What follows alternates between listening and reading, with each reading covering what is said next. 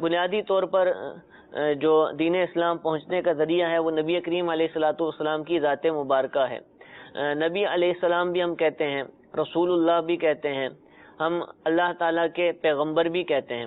تو اب یہ تین طرح کے لفظ استعمال کرتے ہیں، یہ تینوں لفظ ایک ہیں، ان کے معنی کے اندر اختلاف ہے، کون سا لفظ کہاں استعمال کیا جائے گا اس کے حوالے سے اب ارشاد فرمائیے گا۔ نبی اور رسول تو عربی کا لفظ ہے، اور پیغمبر جو ہے وہ عربی کا لفظ نہیں ہے، فارسی یا اردو کا لفظ ہے۔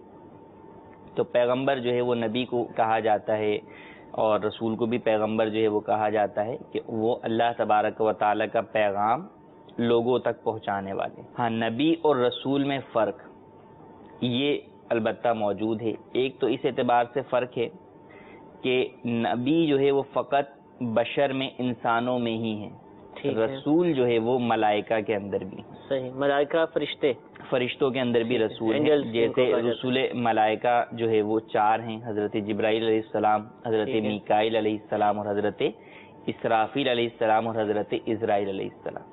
تو فرشتوں کے اندر رسول ہیں، نبی نہیں ہیں۔ ایک تو اس اعتبار سے فرق، جبکہ انسانوں میں نبی بھی ہیں اور رسول بھی۔ صحیح۔ اب نبی وہ کون سی ذات مبارک ہوتی ہے؟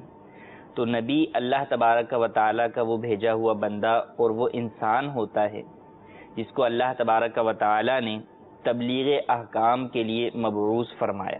صحیح۔ اب اگر ان کی کوئی نئی آسمانی کتاب ان کو دی گئی یا نئی شریعت مطہرہ انہیں دی گئی تو وہ رسول کہلاتے ہیں۔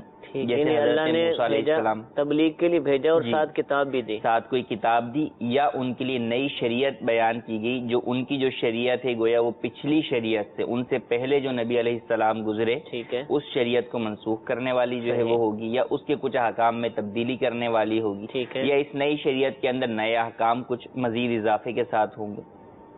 تو ایسا ہوگا تو وہ رسول کہلائیں گے، جیسے حضرت موسیٰ علیہ السلام، حضرت عیسیٰ علیہ السلام۔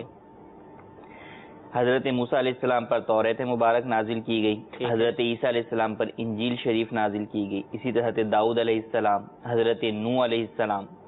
تو یہ جو ہے وہ رسول ہیں۔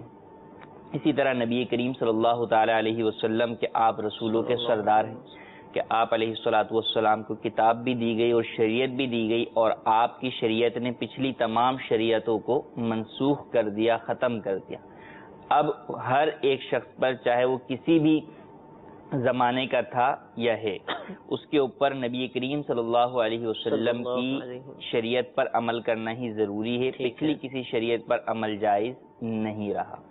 تو یہ جو ہے وہ بنیادی فرق ہے کہ رسول وہ ہیں کہ جو تبلیغ احکام کے لیے مبعوث بھی ہوئے، اور انہیں کتاب یا شریعت بھیجے گئے، اور انہیں جو ہے وہ شریعت نئی یا کتاب جو ہے وہ دی گئی۔ جبکہ نبی ہیں، ان کے لیے یہ ضروری نہیں کہ ان کے پاس جو ہے وہ نئی کتاب اور شریعت ہو، وہ کسی پچھلے نبی کی بھی شریعت کو بڑھانے کے لیے بھی آ سکتے ہیں۔ پروفٹ بھی اسی کو انگلش میں کہا جاتا ہے، انگلش میں جو ہے وہ اسی کو پروفٹ